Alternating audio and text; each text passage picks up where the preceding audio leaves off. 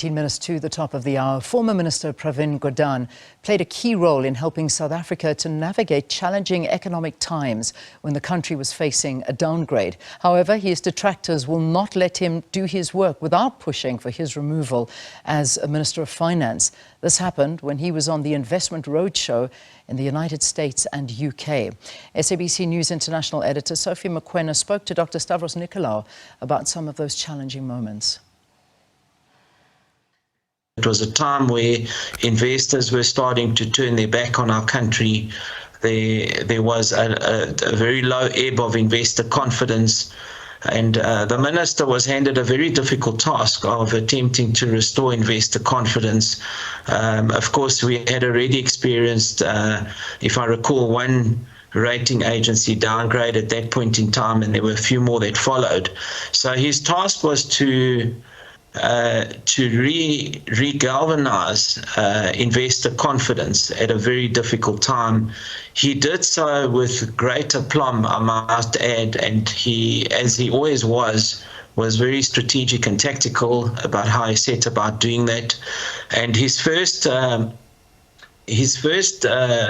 job was to restore domestic investor confidence, or at very least try and attempt to restore it. And I recall very clearly a meeting that he hosted with 100 CEOs, largely of major listed companies. I recall the meeting was held at Nedbank.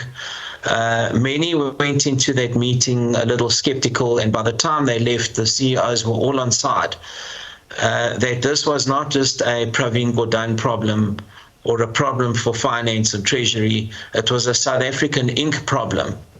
And from that meeting, it set in motion a cascade of events which culminated in a number of international roadshows.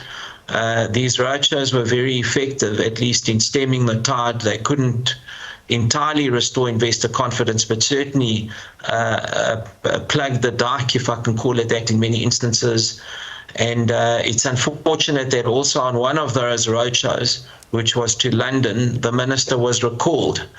But like he said, I had the pleasure of being at his farewell 5 weeks ago, and little did we expect 5 weeks ago that he would no longer be with us. But at that farewell 5 weeks ago, he regaled many of these stories, including the one where he was recalled from London, and he said, look, his plane had just landed and he got a call from the presidency saying, you shouldn't be there, return immediately. But he said, he only had to return that night because that was the first flight out of London. So he still spent the day promoting and positioning South Africa, even under those difficult circumstances. So in conclusion, Mrs. Mokoena, I think his ability to strategize with the local business community, understanding the gravity of the situation, played a significant role in stemming the tide against what was a significant dent in investor confidence, largely due to state capture and erratic and capricious policies at the time, recalling of ministers at a whim. So he played a really pivotal role in re-galvanizing the investor community, and I think we owe him a huge debt of gratitude for that. I remember very well that trip to London. Even SABC was being put under pressure not to cover his trip, but we continued to cover that engagement, even though it was a short one. His critics are saying that he was not willing to really engage people in an honest manner. In other words, he wouldn't listen to other people and their viewpoints. How do you deal with that criticism that it wasn't as rosy as you are trying to portray him?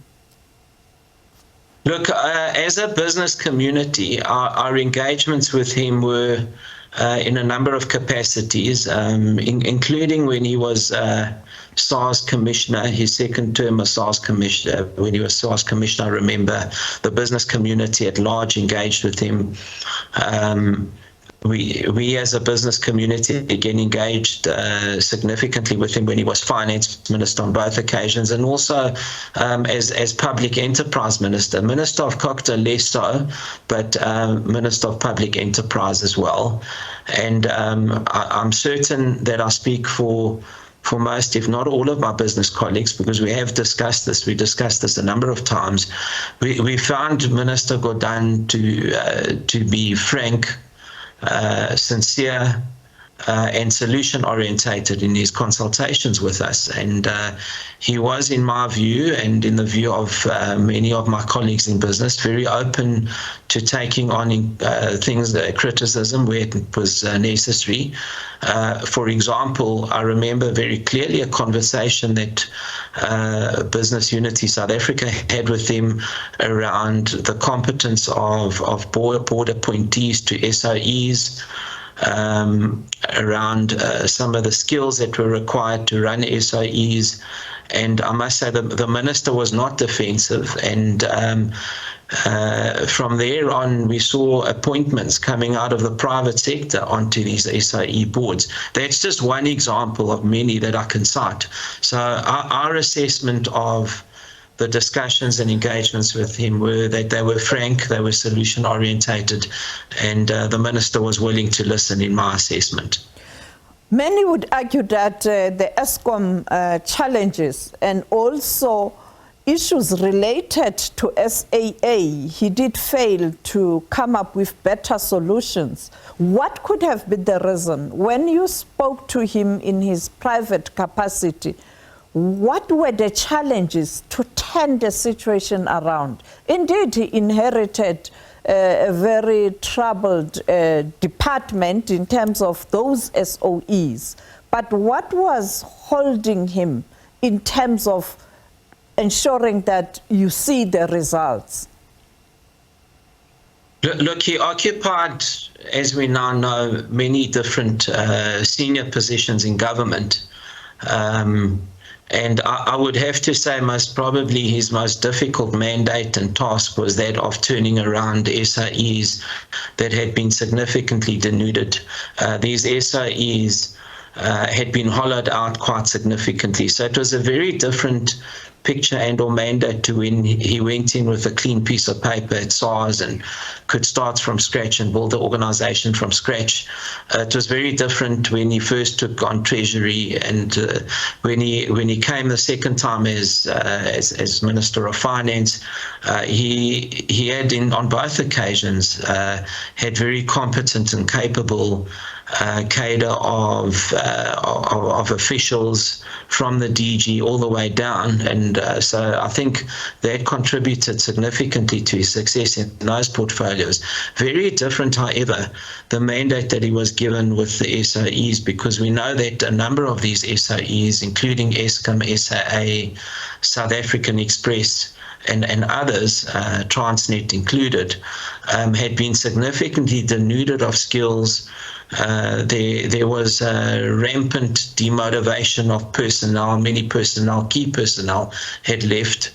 It was a very difficult ship to turn around, and I think one needs to match, and I'm not here to defend the minister's legacy, but I think one needs to be conscious that of the assignments he had, all of which I believe he performed admirably, the most difficult and complex one was undoubtedly the SOEs.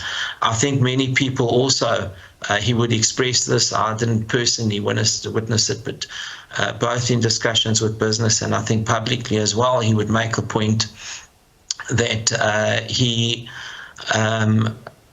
found that many people were working against what the ministry was trying to do in trying to revive the SOEs. I think it was a very difficult situation, and arguably the area that he was least successful in is the SOEs. But I think we've got to remember Pravin Gordhan, the man, the South African patriot, for all the good things he did.